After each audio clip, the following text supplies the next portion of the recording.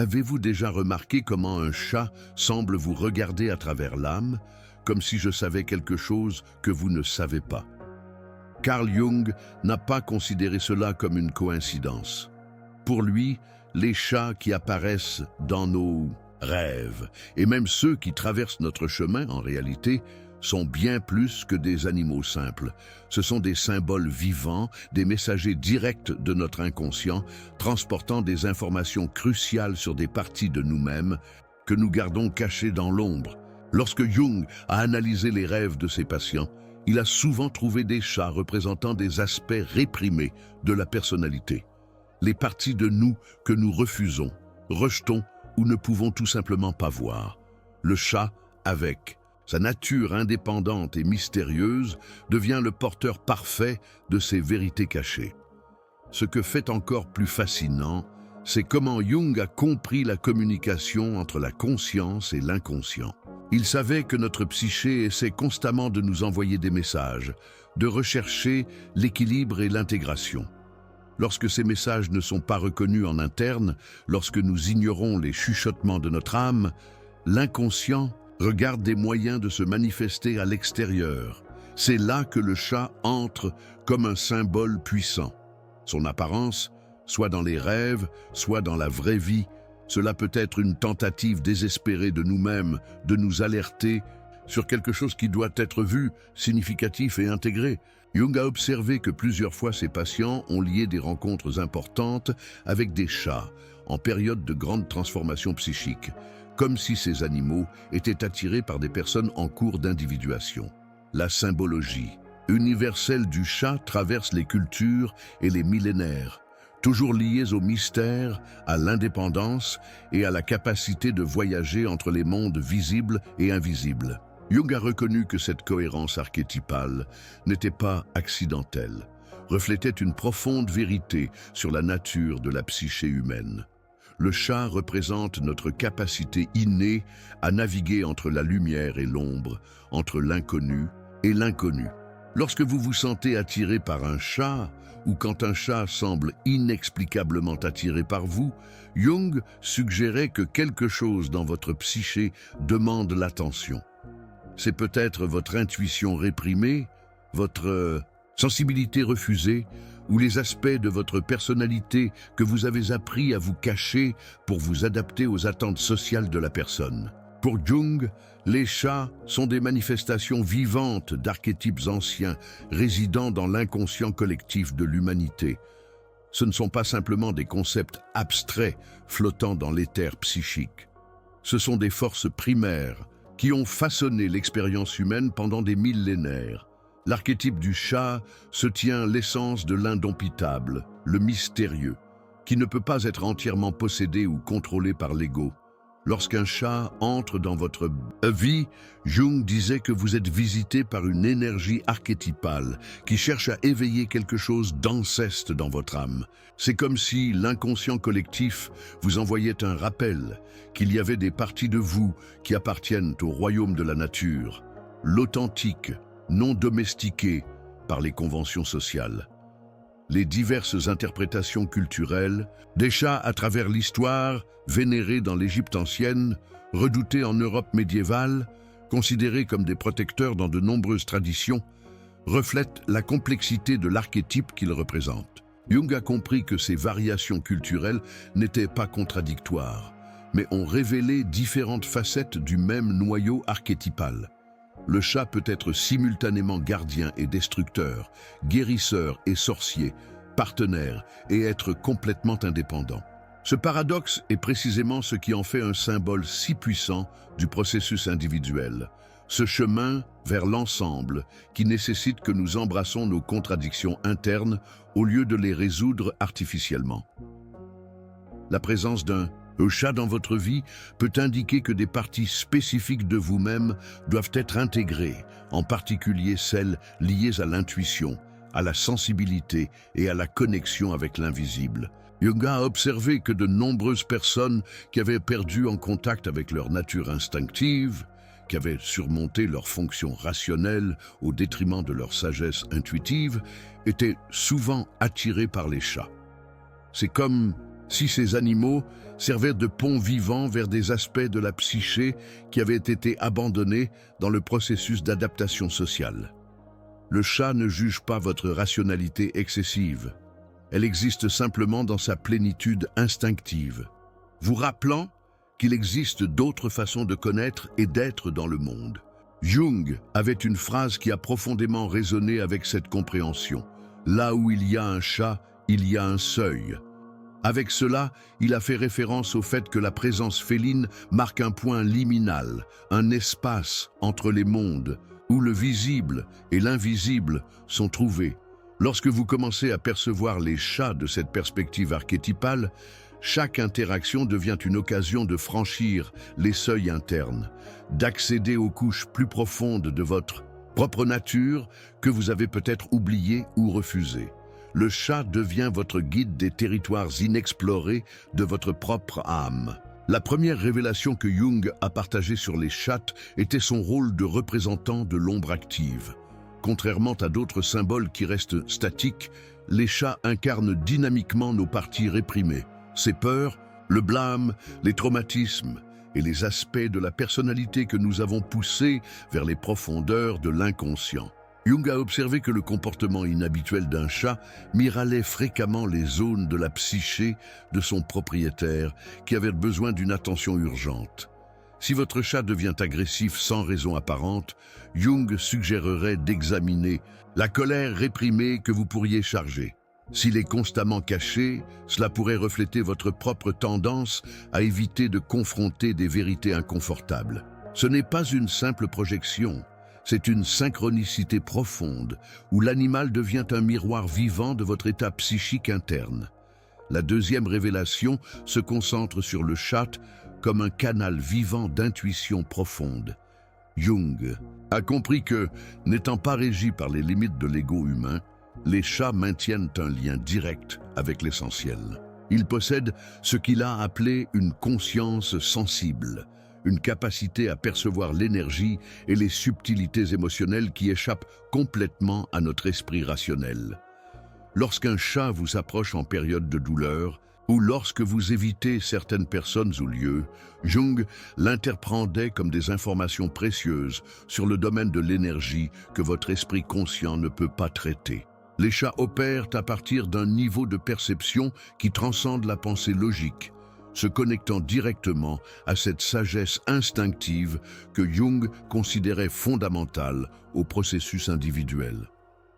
La troisième révélation, et peut-être plus surprenante de Jung, concernait le ronflement comme une fréquence de guérison psychique.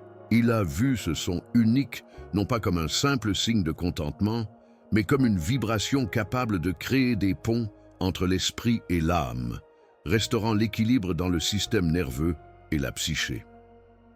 Jung avait observé que les patients qui passaient du temps avec des chats atteints ont montré une amélioration remarquable de leur capacité à accéder aux états méditatifs et à une introspection profonde. La fréquence du ronflement, qui varie entre 25 et 150 Hz, a un effet verbalement apaisant et régénérant, mais Jung est allé plus loin. Il croyait que cette vibration pourrait littéralement affiner la psyché humaine, comme s'il s'agissait d'une touche qui nous a aidés à trouver notre fréquence naturelle de bien-être et de connexion avec le soi. Ces trois révélations sont entrelacées pour former une compréhension holistique du chat comme allié dans le processus d'individuation. Ce ne sont pas simplement des animaux de compagnie ou des compagnons, ce sont des facilitateurs actifs de notre croissance psychique, des miroirs de notre ombre, des canaux d'intuition et des guérisseurs vibrants. Jung a suggéré que lorsque nous avons commencé à se rapporter à des chats de cette perspective plus profonde, nous ouvrons des portes à des aspects de nous-mêmes qui étaient restés fermés, commençant un dialogue authentique entre notre ego conscient et les forces les plus sages de notre inconscient. La première recommandation pratique que Jung offrirait est d'observer le chat comme une projection de l'inconscient. Cela signifie développer une nouvelle forme de perception où le comportement du chat devient un texte symbolique que vous pouvez lire pour comprendre votre propre état émotionnel, mental et spirituel. Lorsque votre chat se comporte inhabituellement, soit caché, être excessivement affectueux, soit faire preuve d'agressivité, Jung vous inviterait à vous demander « Quelle partie de moi est reflétée ici ?» Si le chat évite une place de la maison, considérez quelles énergies ou souvenirs pourraient être concentrés dans cet espace. Si vous cherchez constamment votre attention, examinez quels aspects de vous-même pourraient demander la reconnaissance. Cette pratique transforme chaque interaction avec votre chat en une opportunité de connaissance de soi profonde. La deuxième recommandation est de créer un enregistrement des comportements symboliques. Jung croyait fermement à l'importance de documenter les modèles de l'inconscient, et cela s'étend aux chats liés au chat. Gardez un journal où vous écrivez non seulement le comportement inhabituel de votre chat, mais aussi les circonstances de votre vie lorsque ces comportements se produisent. Votre chat devient-il plus affectueux lorsque vous traversez des moments de solitude émotionnelle? Les chats errants apparaissent-ils dans votre vie pendant les périodes de transition importantes?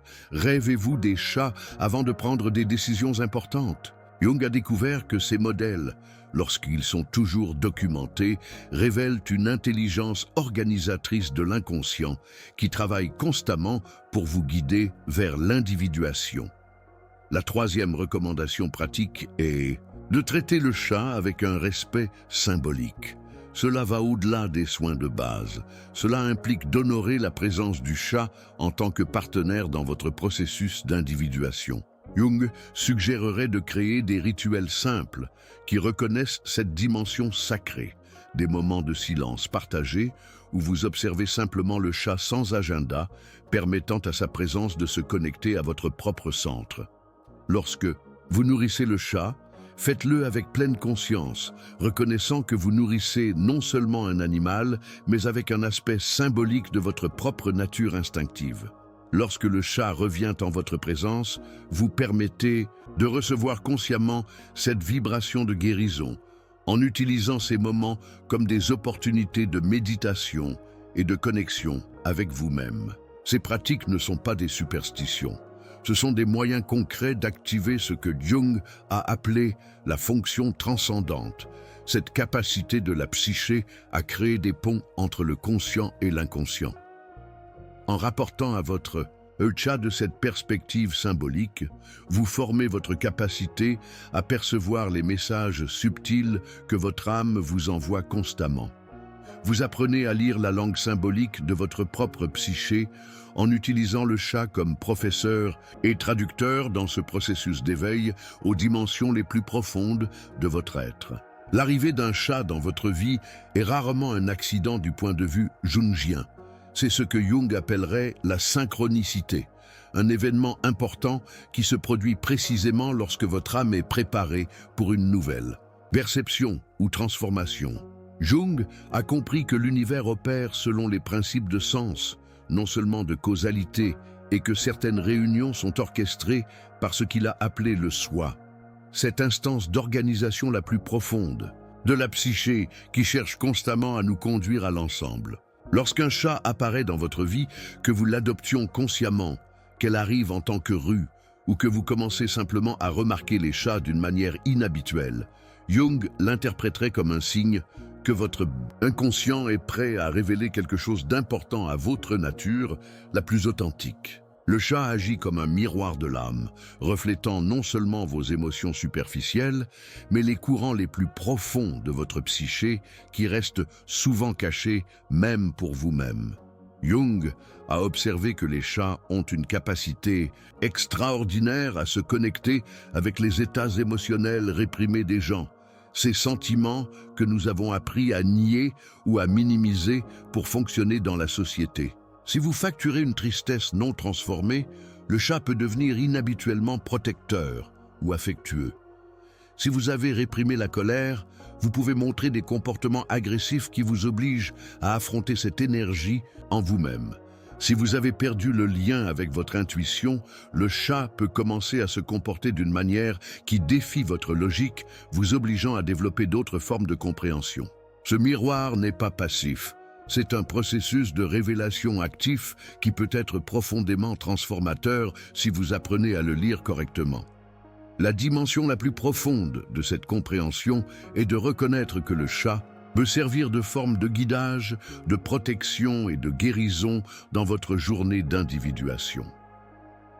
Jung croyait que certains animaux, en particulier les chats, pouvaient fonctionner comme ce qu'il appelait les animaux du pouvoir, des êtres qui portent des énergies archétypales spécifiques nécessaires à notre croissance psychique. Un chat peut apparaître dans votre vie lorsque vous avez besoin de développer une indépendance émotionnelle, lorsque vous devez vous reconnecter avec votre nature instinctive ou lorsque votre âme demande plus de mystère et de magie dans une existence qui est devenue trop rationnelle et prévisible. La présence du chat vous invite à explorer des territoires de votre psyché que vous aviez maintenus inexplorés, à embrasser des aspects de vous-même qui sont indomptables et impossibles à catégoriser complètement. Le message central que Jung nous quitterait est profondément libératrice. Tout ce qui se manifeste à l'extérieur cherche à révéler quelque chose qui existe déjà en nous. Le chat dans votre vie n'est pas une coïncidence, c'est une manifestation externe des énergies internes qui sont prêtes à être reconnues, intégrées et exprimées. Lorsque vous commencez à voir des chats de cette perspective, chaque tranche devient une invitation à la paix intérieure, chaque félin regarde dans une opportunité d'être reflété dans un miroir qui ne juge pas, et chaque instant de l'indépendance, le gatuna, dans un rappel que vous avez également le déroi et la capacité d'être authentiquement qui vous êtes, sans excuse ni explication. C'est la vraie magie de la vision jungienne. Transformer l'ordinaire en extraordinaire, le occasionnel, en significatif et externe sur le chemin de la sagesse interne. Ce que Carl Jung nous a révélé sur les chats transcende toute interprétation superficielle. Il a ouvert une fenêtre vers une compréhension approfondie de la façon dont l'univers conspire pour nous aider dans notre processus d'individuation. Chaque tranche, chaque look félin, chaque synchronicité de chat est une invitation de votre moi le plus profond à réveiller les dimensions de votre être que vous aviez resté endormi.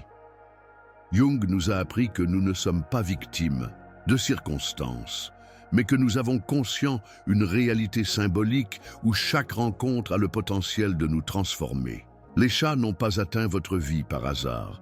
Ils sont arrivés parce que votre âme était prête à recevoir leurs enseignements sur l'indépendance authentique, l'intuition profonde et la capacité de naviguer entre les mondes visibles et invisibles. Maintenant, je veux t'écouter, cher chercheur de vérité. Qu'en est-il de cette exploration à propos de la vision jungienne des chats le plus résolus avec vous? Avez-vous remarqué des synchronicités avec des chats dans votre propre journée de connaissance? Comment votre processus d'individuation se manifeste-t-il à travers ces rencontres félines? Partagez votre expérience dans les commentaires. Votre histoire importe non seulement, mais il peut être la lumière dont une autre âme a besoin pour comprendre son propre chemin. Jung savait que nous guérissons en communauté, que nos révélations individuelles deviennent la médecine collective lorsque nous les partageons avec courage et authenticité. Si ce contenu a suscité quelque chose de profondément en vous, si vous sentiez que quelqu'un met enfin des mots à des expériences que vous pensiez inexplicables, alors vous savez que vous avez trouvé votre tribu.